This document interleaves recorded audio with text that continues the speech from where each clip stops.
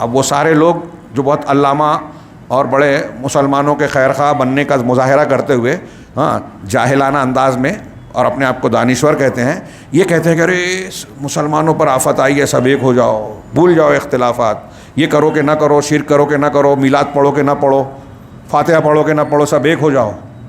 تو وہ کیا کہہ رہے ہیں؟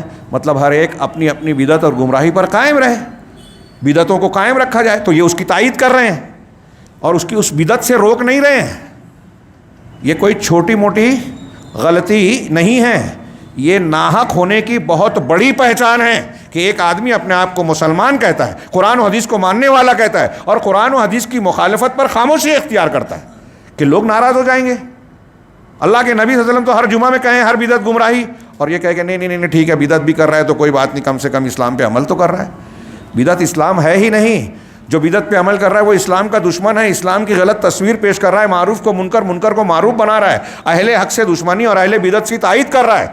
ایک نہیں، بیسیوں نقصانات ہیں اس کے، اور نہ ہی اہل بدعت کی مذمت کرتے ہیں یہ لوگ، بدعت کو بدعت نہیں کہتے، اہل بدعت کی مذمت نہیں کرتے۔ تو جب اگر بدعت کو بدعت نہیں کریں گے، آپ کو ایک چھوٹی سی بات ہے، دنیا میں لوگ بولتے ہیں کہ ہم دین پھیلا رہے ہیں، دین کو نافذ کر رہے ہیں، تبلیغ کا کام کر رہے ہیں، تو ایک بات بتائیے کہ تبلیغ کا کام کیا ہے؟ امر بالمعروف اور نہی عن المنکر، نیکی کا حکم دینا، برائی سے روکنا۔ اب ایک آدمی اگر شرک سے منع نہیں کرتا، بدعت سے روکتا نہیں ہے، تو منکر سے روک کہاں رہا ہے؟ وہ نہیں کر رہا ہے۔ وہ ایسی جتنی جماعتیں ہیں ان کو یہ دماغ میں بٹھا لینا چاہیے کہ وہ امر بالمعروف نہی عن المنکر یا دعوت اللہ یا انبیاء کی دعوت کا کام نہیں کر رہے ہیں۔ جو حکومت قائم کرنے کی بات کر رہے ہیں، جو صرف فضائل کی بات کر رہے ہیں، وہ انبیاء کا امر بالمعروف نہی عن المنکر کا کام بالکل نہیں کر رہے ہیں۔ کسی نبی نے کبھی کسی شرک کو برداشت نہیں کیا، اور یہ کہتے ہیں کہ نہیں اس پہ پڑھو ہی مت، اختلاف ہوگا، لوگ ناراض ہوں گے۔